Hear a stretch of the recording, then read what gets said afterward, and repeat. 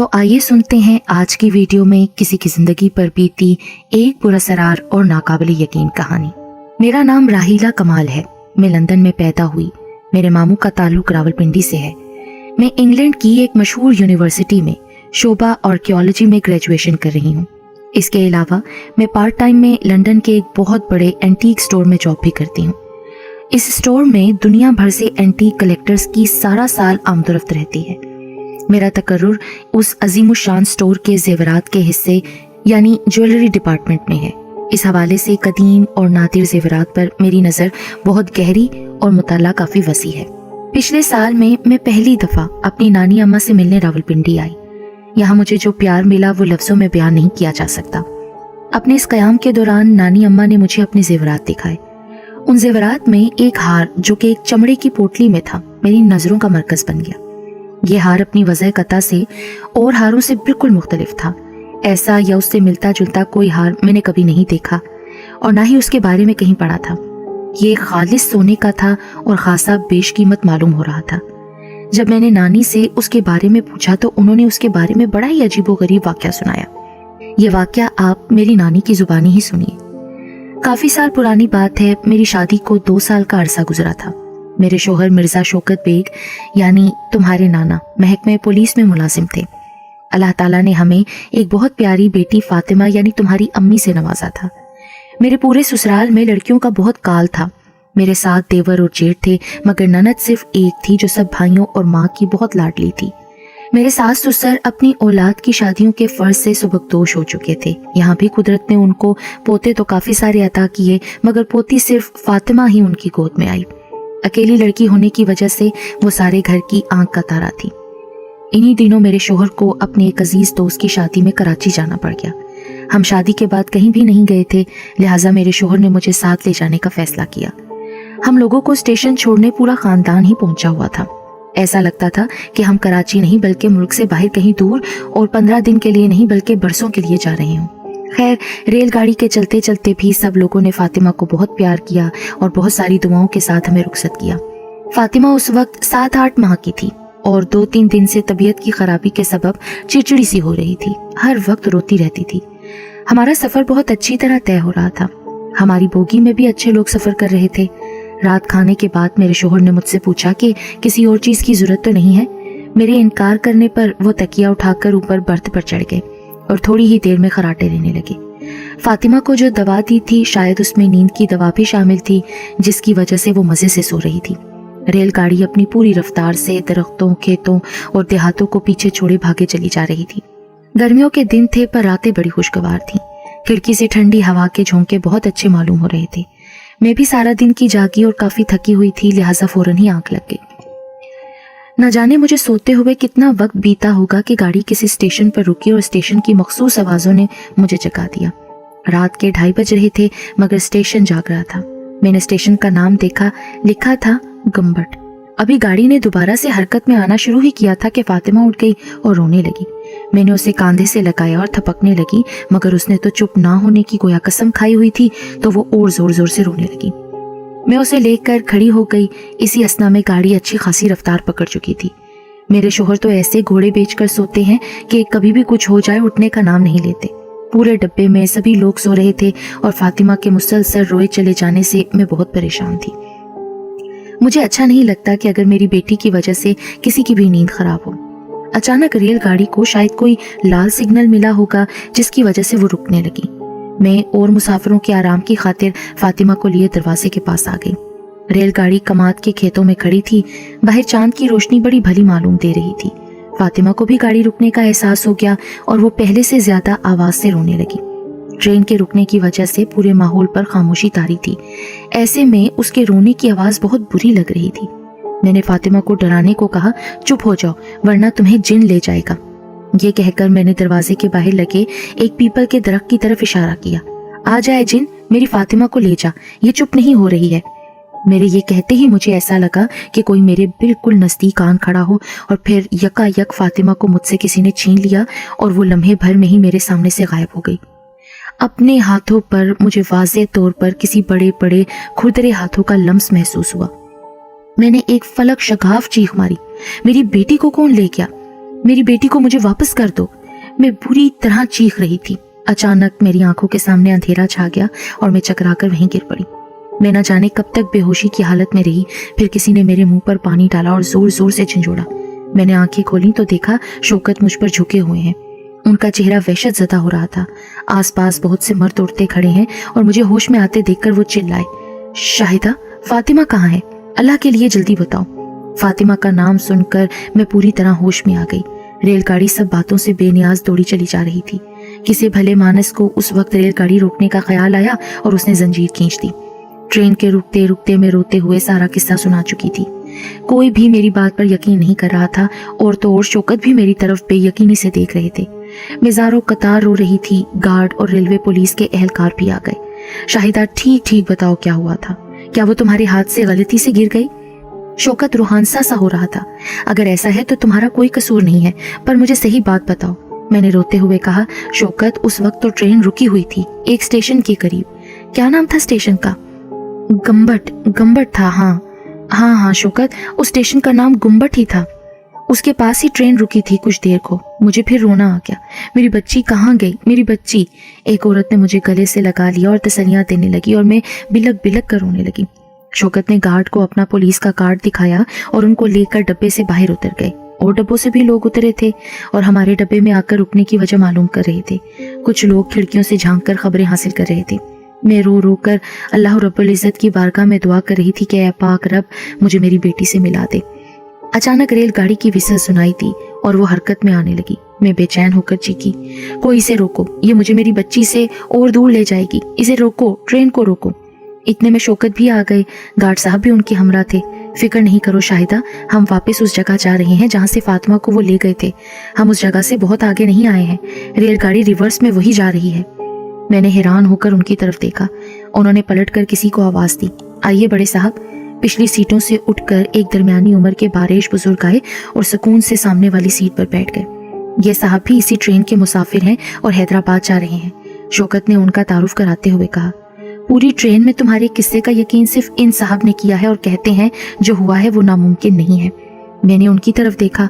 वो नजरें नीचे किए बैठे थे। निहायत शफकत से कहने लगे, बेटी, अल्लाह ने चाहा तो बहुत जल्द आपकी बच्ची आपकी गोद में होगी, मगर आइंदा कभी अपने मुंह से ऐसे कलिमात अदा नहीं कीजिएगा। क्या मालूम किस वक्त कौन कहाँ मौजूद हो। मैंने बेसब्री से कहा, बाबा जी, क्या वाकई आप मेरी बच्ची को वापस दिला सकेंगे? फातिमा हमारी एक ही बच्ची है। मेरा दिल फिर भर आया। फिर आंसुओं की झड़ी लग गई। बेटा, मायूसी कुफर है। अल्लाह की ज़ात पर यकीन रखो, वो हम सब के लिए बहुत बेहतर करेगा। शौकत मुझे तसल्लियां देते देते खुद भी रोए जा रहे थे। कोई 40 मिनट बाद ट्रेन गुम्बट स्टेशन से ज़रा पहले रुक गई। ड्राइवर साहब ने अपने अंदाज से गाड़ी उसी जगह पर रोकी थी जहां कुछ देर पहले सिग्नल डाउन मिला था। शौकत ने मेरा, अपना और फातिमा का थोड़ा सा सामान एक छोटे बैग में ठूंसने के बाद अपने 2 सूटकेस एक नेकदिल आदमी के हवाले कर दिए थे, जिसने उनको कराची कैंट पर असलम के हवाले करने की जिम्मेदारी कबूल की थी। पता नहीं रात का अब क्या वक्त था, हम तीनों रेलगाड़ी से उतरे। कई और मुसाफिर भी हमारे साथ ही उतर गए थे। गार्ड साहब भी हमारे पास आ गए। शौकत ने आगे बढ़कर गार्ड साहब का शुक्रिया अदा किया। गार्ड साहब एक बारिश आदमी थे। बोले, बरखुरदार, दिल तो चाह रहा था कि तुम्हारे साथ चलूं, मगर ये सारी रेलगाड़ी और तमाम मुसाफिर मेरी जिम्मेदारी हैं। मेरा इनको छोड़ना मुमकिन नहीं है। अल्लाह ताला तुम्हें तुम्हारी बच्ची से फिर मिला दे। शौकत ने एक दफ़ा फिर उनसे मुसाफा किया। मुसाफिरों ने हमारे साथ चलने की पेशकश की, मगर शौकत ने शुक्रिया के साथ सबको मना कर दिया और महज दुआ करने की दरख्वास्त की। रेलगाड़ी दोबारा अपनी मंजिल की तरफ बढ़ गई। वो बुजुर्ग, जिनका नाम मुझे बाद में मालूम हुआ मोहम्मद हुसैन है, मुझसे उस दरख्त के बारे में पूछने लगे। जी बेटा, उस दरख्त की निशानदेही कर सकती हो क्या? मैं क्या बताती, मुझे तो हर दरख्त ऐसा ही मालूम हो रहा था।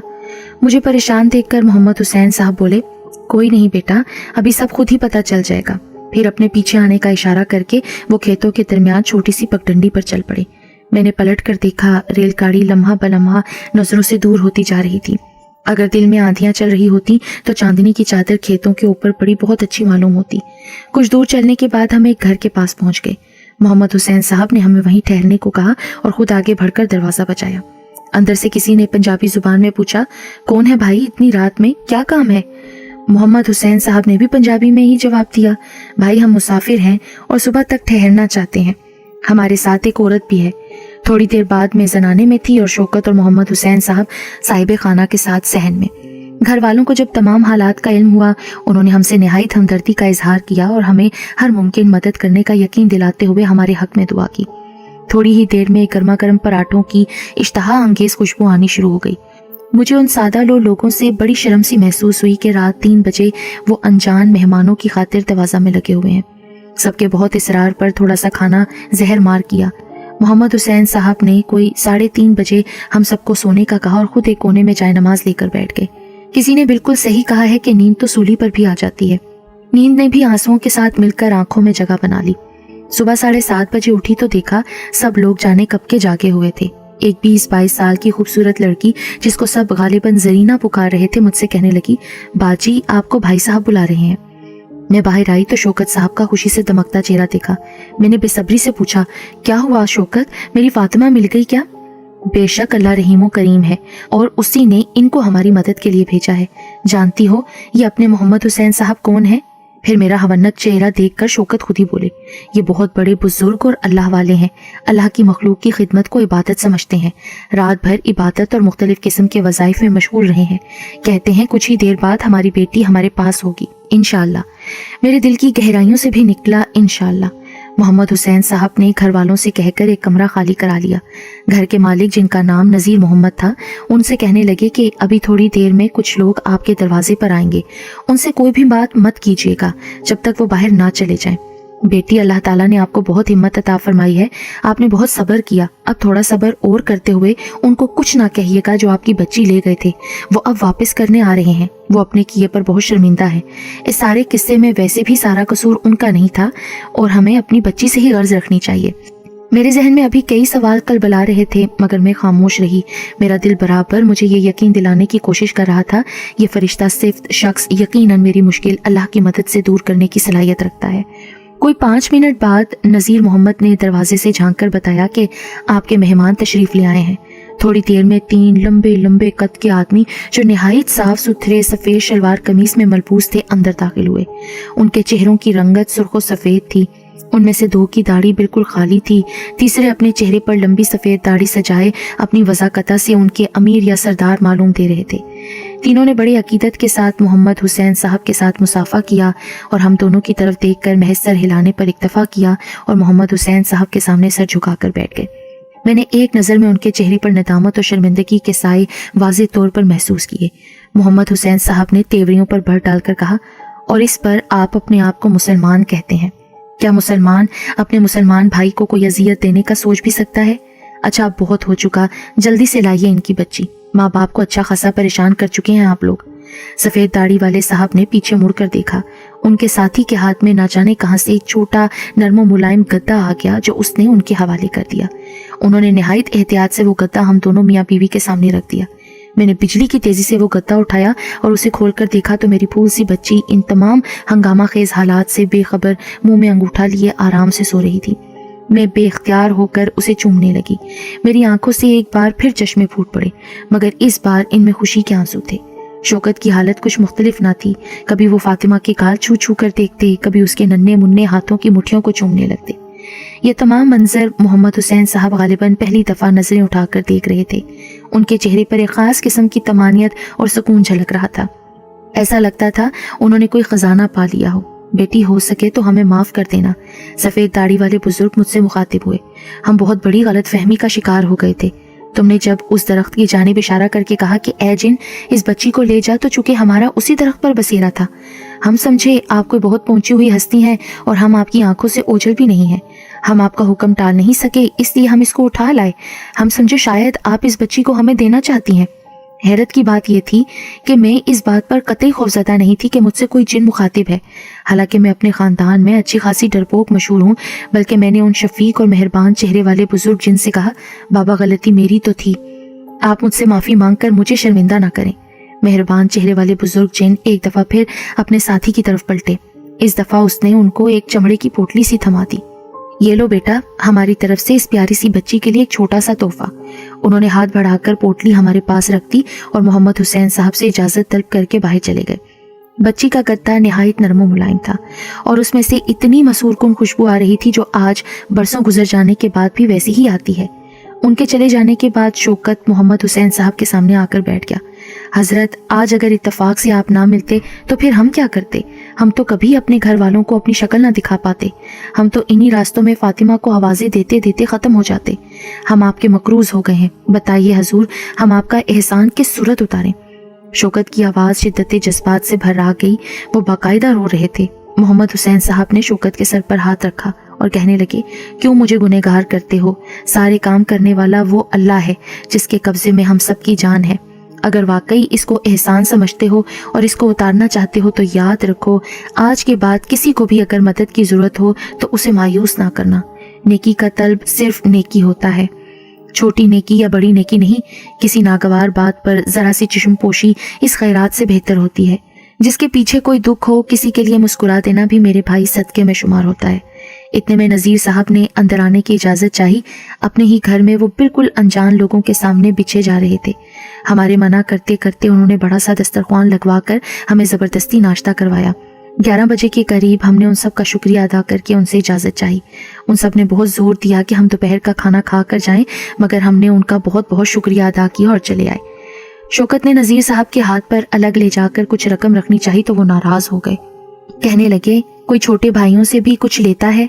इतनी हंगामा आराई के बाद हम दोनों मियाँ बीवी ने मज़ीद आगे जाना मुनासिब ना समझा और मोहम्मद हुसैन साहब से इजाज़त और दुआ लेकर वापस बजरिया बस रावलपिंडी आ गए।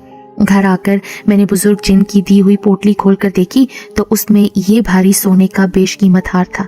यही हार जो तुम्हारे सामने पड़ा हुआ है। नानी अम्मा के वाक़या ख़त्म करने के बाद मैं बहुत हैरान हुई कि मेरी माँ को नानी अम्मा की एक छोटी सी गलती की वजह से जिन उठा कर ले गए थे। हमें कभी भी जाने अनजाने में भी अपने बच्चों के बारे में ऐसी बातें मुंह से नहीं निकालनी चाहिए। जिन्नात अल्लाह ताला की मखलूक हैं। चूँकि वो हमारी नज़रों से पोशीदा हैं, इसलिए हम नहीं जान सकते कि कहीं वो हमारे इर्द गिर्द मौजूद भी हैं या नहीं। इसलिए आइंदा आप लोग भी अपने बच्चों को जिन्नात का नाम लेकर डराने से परहेज़ करें।